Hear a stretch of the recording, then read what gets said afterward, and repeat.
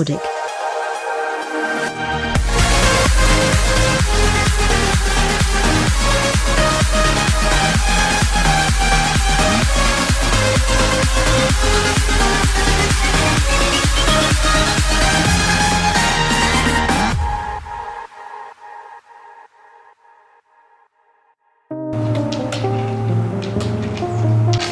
Fin septembre, c'est sur les routes du Vercors qu'étaient réunis les collectifs relève et Coupe du Monde de l'équipe de France de ski de fond féminine.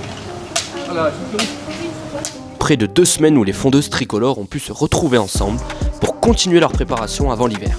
Des séances partagées entre les deux groupes qui ont toute leur importance à un stade charnière de la préparation où les plus jeunes engrangent une expérience non négligeable. Et c'est surtout pour nous l'occasion de faire un stage avec le groupe relève là, et ça se passe bien justement de pouvoir avoir un plus gros groupe filles et de faire des séances en commun. C'est sûr qu'avec Vincent c'est vraiment intéressant de pas mal échanger sur les visions de l'entraînement, mais sur la technique, enfin un petit peu toutes les composantes là, du haut niveau au quotidien. Et puis pour les filles c'est vraiment important, je pense pour le groupe Coupe du Monde de voir arriver un petit peu des nouvelles têtes, quoi, de faire vraiment connaissance avec les plus jeunes et qu'il y ait un petit peu plus de densité, un petit peu plus d'émulation au quotidien à l'entraînement. Et puis on apprend un peu plus à se connaître vu qu'on loge au même endroit, qu'on est quand même pas beaucoup l'hiver.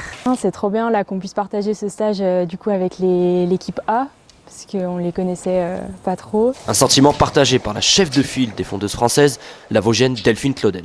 C'est déjà sympa de voir plusieurs têtes différentes pendant 10 jours. Ça nous change aussi, l'ambiance, c'est sympa de pouvoir échanger. Et puis de se mélanger, ça amène un petit peu d'émulation, ça amène de la motivation en plus.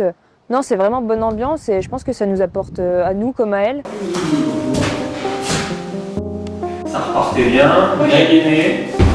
Chacune des filles présentes dans le Vercors a déjà en tête les prochains Jeux en Italie, avec un objectif bien précis. Je pense qu'il y a vraiment moyen là-bas de faire un très très beau relais, donc c'est vrai que ça nous motive toutes à s'entraîner tout ensemble et que le groupe il aille vers le haut. Déjà cette année, du coup, on avait aligné un relais au championnat du monde à Planica qui s'est quand même assez bien déroulé par rapport à l'âge qu'on a et au niveau qu'on a eu jusqu'à maintenant.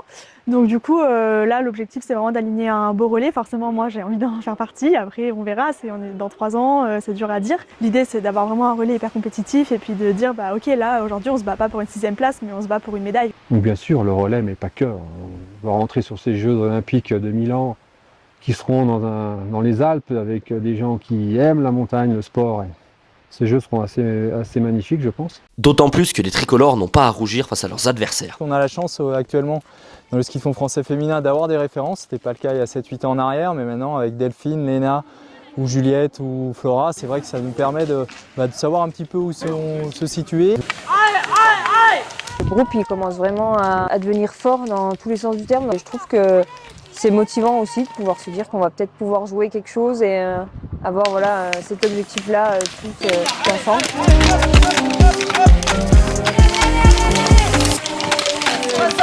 D'ici là, les fondeuses auront les mondiaux de Trondheim, en Norvège, en 2025, en guise de répétition générale. Une échéance cruciale à 1 an de tenter de décrocher une breloque historique pour le ski de fond féminin français.